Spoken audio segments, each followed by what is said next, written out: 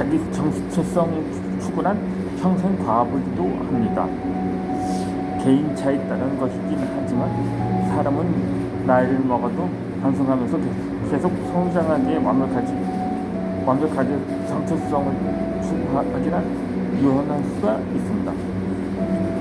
자기 성격과 자기 정체성 확립 그리고 미래를 구성하고 개척하는 일에는 연령대가 따로 없습니다. 그런 점에서 자서전은 인생을 정리하는 노년기에만 쓰라는 법은 없습니다. 물론 노년기에는 생애를 정리하고자 하는 의도가 강하며 지나온 삶과 사물을 비교적 객관적으로 바라볼 수 있기에 실제로는 노년기에 많이 쓰는 편입니다.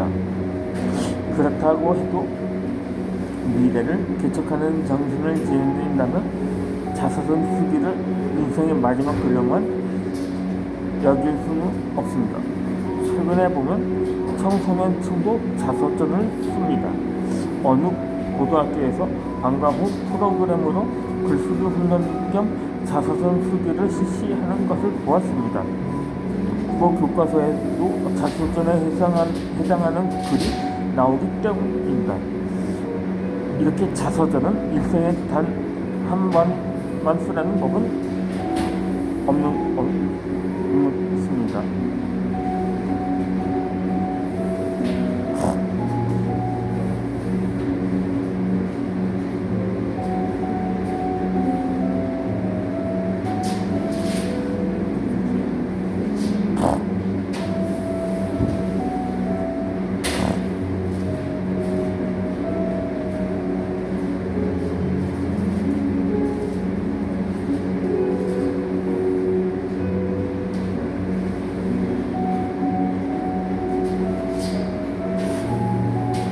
연대기 구성은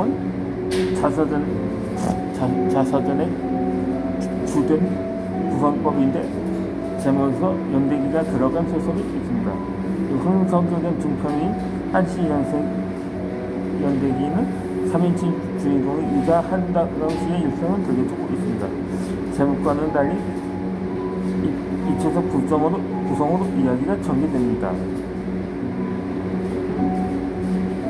주인공은 남북 분단의 여파로 역사적 희생자가 되어서 난강국 그리고 포도선수를 오가며 정처없는 나그네처럼 살아왔던 참한 인생을 현대와 과거를 넘나들면서 결을 들려주고 있습니다.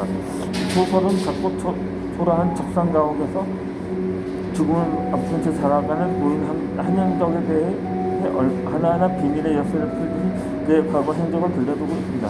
이 소설 제목인 연대기는 한 사람의 인생을 서술한다는 뜻을 지니고 있습니다.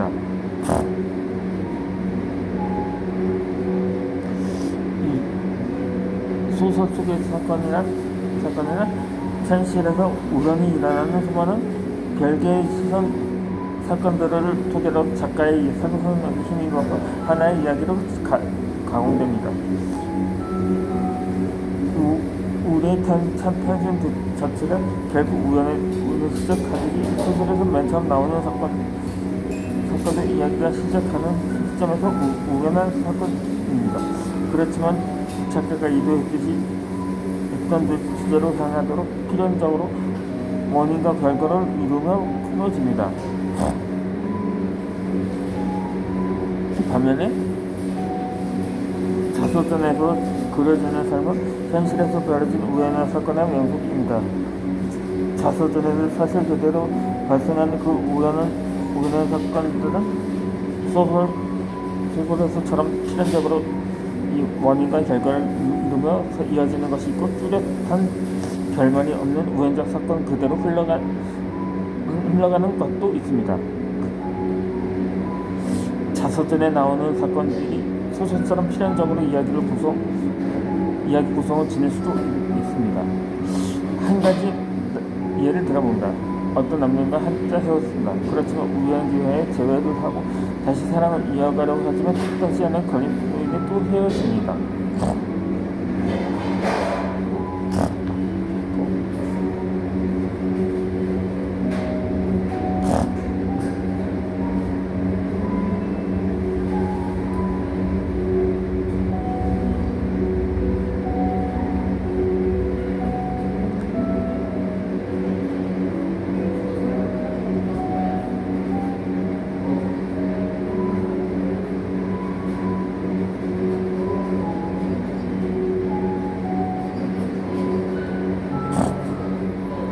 소설을 평가할 때 그 소설이 지닌 허구적 상상성이 창의적 성을 얼마나 인지 가지고 문학성 논하지 않습니다.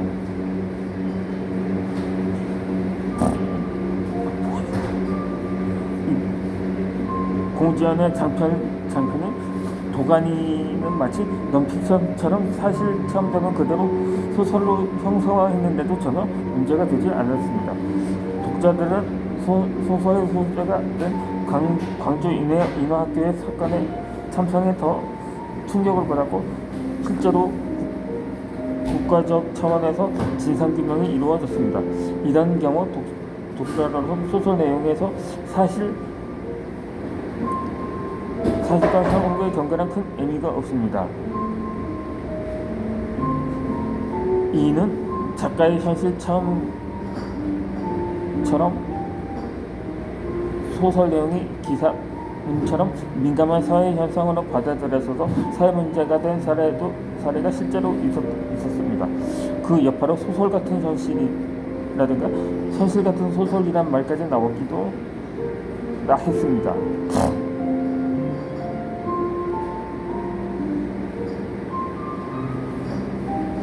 자서전에 지니고 있는 들려주기, 즉 설명하기 표현은 소설에서도 나타납니다. 특히 자전적 소설에서 잘 나타납니다. 그런가 하면 소설의 앞부분에서 현재 시점에서 마음을 정리할 때 과거 사실을 독자에게 들려주기도 합니다. 이 성석재의 장편인 충망인간은 주인공 김만수를 둘러싼 주변 인물이 각자 자신의 집중해서 이야기를 들려주면서 내용을 전개하는 새로운 기법의 소설입니다. 이 주인공 만수의 모습을 주변 인물들인 동생과 친구, 부인이 각자 1인칭 주인공이 되어서 그 입장에서 바라보며 성평가하는 방식으로 사설하고 있습니다. 주인공 김만수가 펼치는 삶의 궤적은 자서전적인데 그 주변 인물들의 삶도 모두 제 나름대로 매우 파란만장하며 그에 따른 긴장감이나 감동과 흥미를 주고 있습니다. 이 소설이 근가에 올수록 작가가 일부러 나서서 인물과 배경에 대해 친절하게 돌려주기 기법으로 나오는 것을 지향합니다. 마찬가지로 돌려주기는 글의 내용을 한결 단순화하는 것이며 독자의 열린 해석을 방해하기 때문입니다. 독자에게 대상과 거리감 유지를 기본 정신으로 하며 비유 또는 암시하면서 주제를 흑인을 보여주기 표현이 대세입니다. 그러다 보니 소설에서는 주제 숨기기가 정석이고 자서전에서는 작가의 육성을 통해서 독자들에게 추진하는 주다 보니 주제의 드러냄이 정석이었습니다. 그렇지만 자서전에서도 필요에 따라서 소설다운 세련된 기법을 따르다 보면 주제를 가르쳐주지 말해주지 않는 경우도 있습니다. 게다가 보여주기 기법에 익숙한 소설가나 소설 독자들은 자서전에서 작가가 직접 나서서 독자들에게 메시지를 직설적으로 설명하고 논증하는 들려주기 기법을 반기지 않을 수 있습니다. 요즘의 자서전에서는 들려주기 기법을 지향하고 저자 자신의 모든 사실, 경험, 감각과 생각을 보여주면서 소설처럼 독자들에게 주제에 대한 판단을 맡기는 보여주기 기법을 따르는 것도 있습니다. 이 저자가 직접 밝히지 않은 숨겨진 이야기를 독자들이 상황 묘사만으로 얼마든지 상상하며 선악이라든가 시비, 가치 등의 판단을 내릴 수 있도록 하는 방식입니다. 이는 독자들에게 그만큼 내용의 유추와 열린 해석을 요구합니다. 그렇다고 자서전에서 독자가 주제 파악에서 애매함을 느낄 정도로 표현한다면 곤란합니다.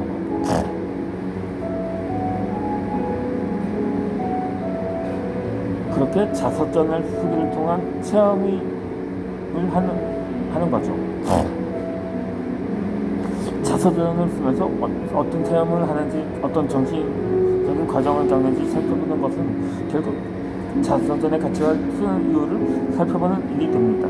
이에 대해서 정체성을 탐구하거나 자아실현을 한다든가 교훈성 이 세 가지에 초점을 두어서 설명하고자 합니다. 먼저 이 정체성을 찾는 것입니다. 앞서 말했듯이 자서전을 쓰면서 내 존재를 알고 나를 돌아본다는 것은 자기 성찰이라는 말로 설명됩니다. 자기 성찰은 더 나아가 진정한 자의식이나 자아정체성 또는 자기 동일성을 찾으며 자아실현을 이루는 것입니다. 자아정체성은 교육학 용어입니다. 과거를 돌아보면서 자신을 성찰하는 과정에서 타자와의 관계를 통해서도 자기 정체성을 알게 된다고 했습니다. 그런데 시대마다 가치관이 다양하고 상대적이라면 정체성의 혼란을 겪기도 합니다. 자신과 관계를 맺는 타인 그리고 자신이 속한 세계와 조화를 꿈꾸는 것 자체가 바로 정체성을 추구하는 행위입니다. 그 결과 안정이나 안락함을 비롯한 기쁨을 누립니다. 정체성을 밝힌